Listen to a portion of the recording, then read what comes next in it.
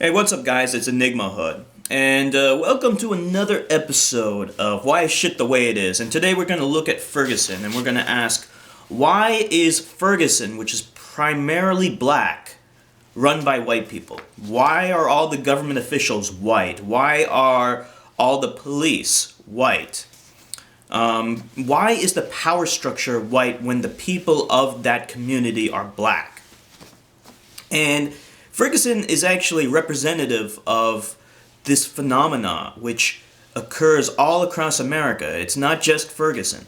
It happens in so many other communities where there'll be an ethnic group which may or may not be black. Sometimes it's primarily Chinese people. Sometimes the neighborhood is primarily Indian people. Sometimes the neighborhood is primarily Hispanic people. But the power structure is always white.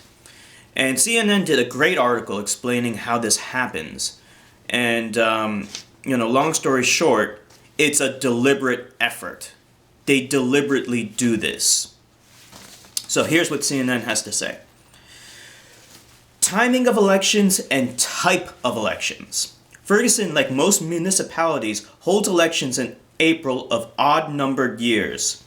However, research shows that such off-cycle elections reduces voter turnout.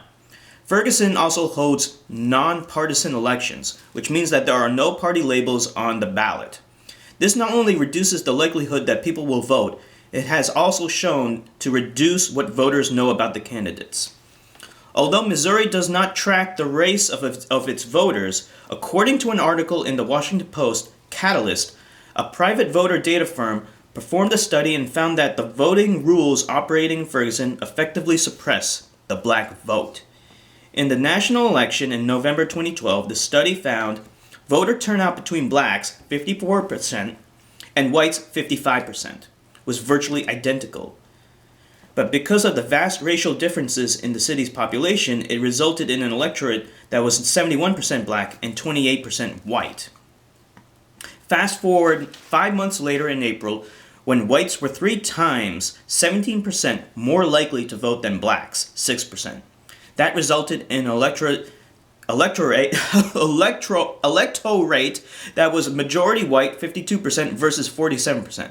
That is how a majority black population winds up with an almost all white elected representatives.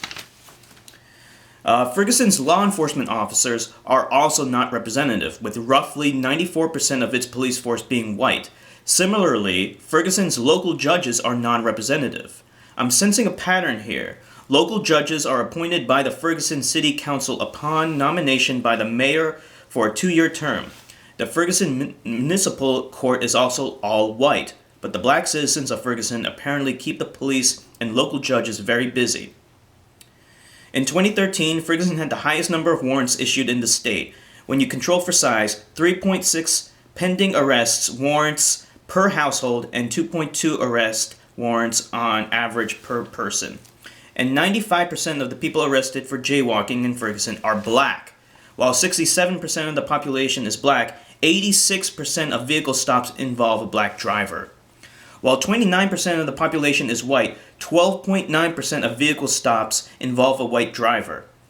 Blacks were almost twice as likely to be searched as whites, even though searches of blacks were less likely than whites to result in contraband being found, 21% versus 34%.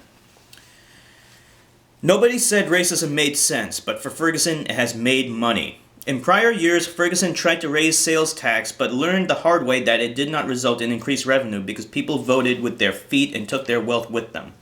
Ferguson turned to a different revenue source, collecting traffic fines and penalties from the largely black population. Those revenues constitute Ferguson's second highest revenue source.